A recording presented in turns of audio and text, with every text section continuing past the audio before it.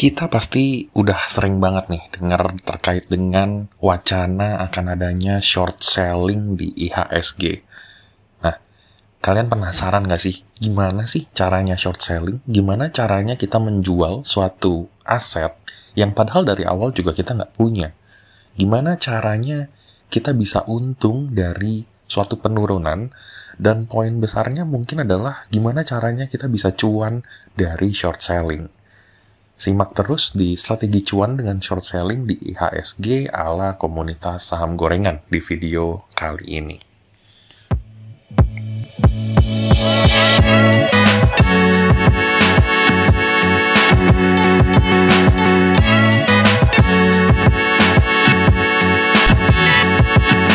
Mungkin pertama kita akan menjelaskan tentang bagaimana maksud dari short selling itu sendiri. Sebenarnya short selling ini udah cukup umum ya. Kalau kalian main Bitcoin kayak gitu ya, pasti akan ada penggunaan futures di mana di situ ada long dan short kayak gitu ya. Forex juga selalu ada long dan short. Bahkan di kalau kalian main saham di luar negeri kayak gitu ya, misalnya di Dow atau di Nasdaq, itu semuanya memiliki long dan short. Hanya IHSG aja yang memiliki hanya beli aset. Karena basically ini adalah yang paling simple yang dianut, yaitu kita membeli suatu kepemilikan saham, kita hold dan kita jual begitu harganya itu lebih tinggi. Tapi short selling ini merupakan suatu konsep yang lebih kompleks, di mana short selling ini adalah strategi, di mana kalian meminjam saham dengan harapan saham tersebut akan turun. Pelaku short selling ini akan untung dari selisih harga antara pembelian dan penjualan berdasarkan pinjamannya itu. Konsep lebih mudahnya seperti ini. Contoh adalah kalian seorang trader yang ingin melakukan short selling. Nah, di belakang dari aktivitas short selling, sebenarnya kalian meminjam uang sebanyak 1000 lembar saham A seharga 100 saham. Seharga 100 per sahamnya. Kalian pinjam dari broker. Broker akan memberikan ke kalian saham A-nya sesuai dengan harga market saat ini, yaitu Rp100 per saham, sebanyak 1000 lembar. Nah, 1000 lembarnya ini tergantung dengan berapa yang kalian sanggupi untuk short selling, kayak gitu ya. Nah, secara otomatis kalian harus menjual, ya, secara otomatis ini akan 100 saham ini akan dijual, Rp100 per saham A ini akan dijual ke market. Dengan harga market saat ini, yaitu Rp100 kayak gitu ya, sebanyak 1000 lembar saham A. Nah, di sini yang menariknya, begitu saham A crash atau saham A turun, misalkan di sini turun 20%. Nah, kalian itu sebenarnya melakukan buyback atau melakukan pembelian saham A lagi sebanyak 1000 lembar saham A, sesuai dengan yang kalian pinjam tadi oleh brokernya. Nah, kalian akan kembalikan 1000 lembar ini, tetapi kali ini kalian hanya perlu mengembalikan sesuai dengan harganya, yaitu 85. Karena broker tahunya dia mau digantikan 1000 lembar pokoknya. Harganya berapapun dia tidak peduli. Nah, di sini antara 100 dengan 80 harga sahamnya, kalian mendapatkan keuntungan 20 per saham dikali jumlah sahamnya, yaitu 1000 lembar, dikurangi sebenarnya di sini ada fee transaksi seperti biasa karena ini dilakukan oleh broker, tax, dan juga pinjaman karena pasti akan ada bunganya karena ini dalam bentuk pinjaman. Nah, bunga di sini ini belum didiskusikan lebih lanjut jumlah dan persentasenya itu berapa kalau di IHSG. Nah, jadi konsepnya itu adalah seperti ini. Mungkin nggak serumit ini karena nanti akan difituri ya. Jadi kalian mungkin akan tinggal klik satu tombol dan secara langsung broker dan market akan melakukan hal ini. Ya. Nah, di sini ada benefitnya pasti kalau kalian melakukan short selling, yaitu likuiditas pasar pasti akan naik. Contohnya di market saat ini, kalau kalian merasa ya, di sejak Maret, April, Mei, Juni, market ini volumenya jauh lebih sedikit dibandingkan di tahun 2023. Nah, ini karena pasar ini sedang bergerak di arah bearish.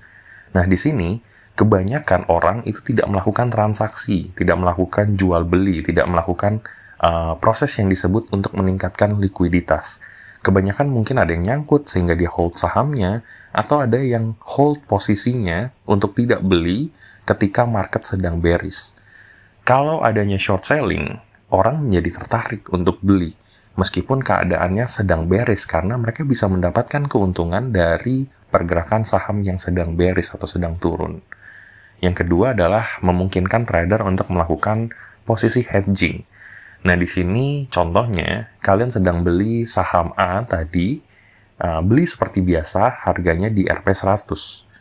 Nah, ternyata sahamnya mulai turun ke angka 97, dan kalian melihat ternyata akan ada reversal. Tapi di sini, kalian tidak mau melakukan cut loss.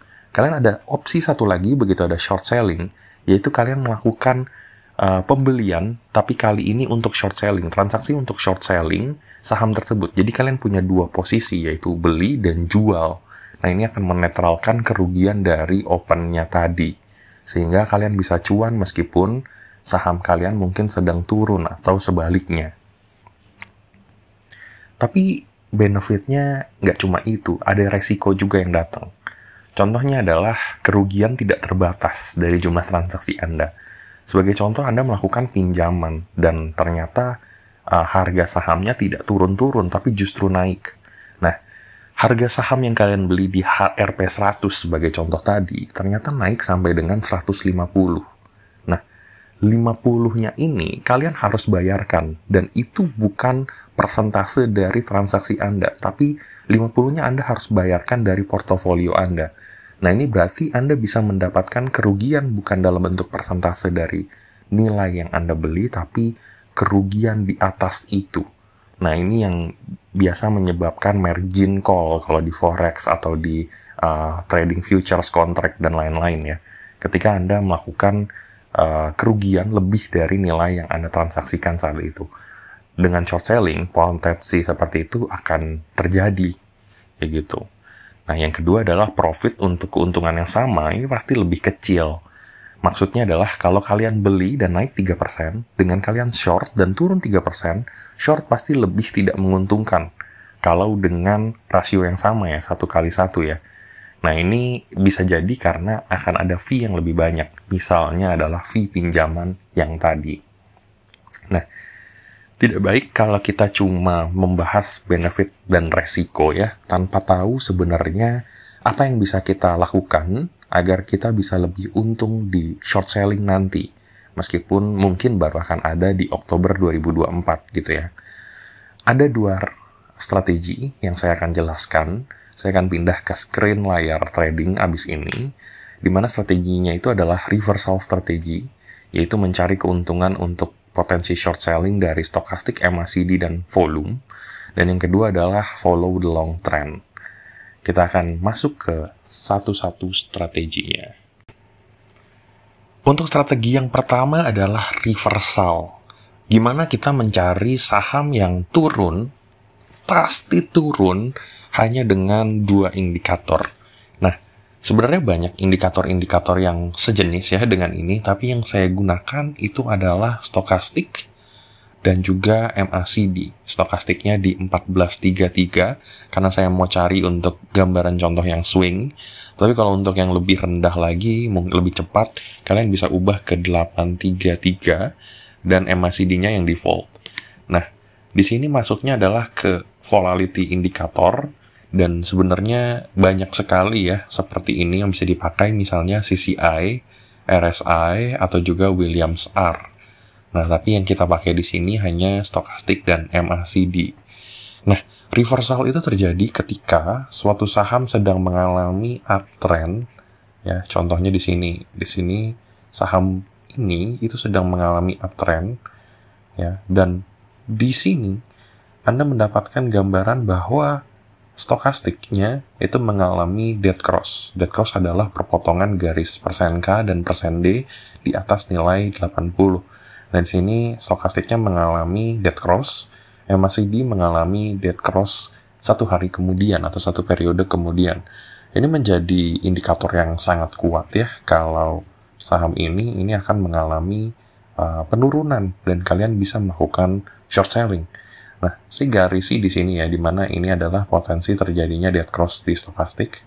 dan di sini adalah potensi terjadi dead cross di MACD. Nah, range tengah dari sini adalah di sekitar 97 untuk saham ini. Nah, dan di sini dia baru mengalami golden cross lagi oleh stokastik itu di sini. Ya. Itu adalah di range rendahnya 85 dan sampai dengan 88, dan untuk MACD itu baru mengalami golden cross lagi itu di sini. Ya, itu di range 78. Nah, sejauh ini penurunannya itu dari 98 sampai dengan 78, itu kalian bisa mendapatkan keuntungan hampir dari 20% dari short selling dari dua indikator, yaitu stokastik dan MACD. Ini adalah strategi yang pertama untuk short selling nanti. Kita akan masuk ke strategi yang kedua, yaitu follow the trend. Nah, strategi yang kedua adalah follow the trend, di mana ini cukup mudah ya. Kita hanya cukup beli ketika MA5 itu break dari bawah ke bawah MA20 atau MA yang lebih besar. Nih contohnya MA5 adalah garis merah, MA20 adalah garis kuning. Terjadi break itu di sini untuk saham ini ya. Nah, saham ini break MA5 dengan MA20 itu di harga 94, lalu dia break lagi ke atas, jadi kalian lakukan sell di sini. Nah, itu adalah di 87. Dari gerakan simpel seperti ini, bahkan follow the trend bisa menghasilkan keuntungan lebih dari 5% ya, untuk dalam periode tidak sampai 2 minggu. Nah, kalau kalian lihat saham ini itu tren secara besarnya itu downtrend sekali. Nah, jadi kalian pun bisa melihat dari momen MA5-nya atau MA20-nya break dari MA60 ya, garis yang lebih besar, dan ini selalu downtrend. Jadi kalau kalian ambil dari momen short selling di sini pun ini akan selalu turun. Dan ini adalah trik yang kedua, yaitu follow the trend untuk short selling. Sekaligus ini mengakhiri video kita. Kalau kalian tertarik dengan pembelajaran sejenis ya, saya akan memberikan rekomendasi untuk saham-saham anti boykot untuk di video berikutnya. Kalau kalian tertarik dengan pembelajaran yang lainnya atau request pembelajaran yang lainnya, silahkan tulis saja di kolom komentar. Saya akan buatkan secara free. Terima kasih.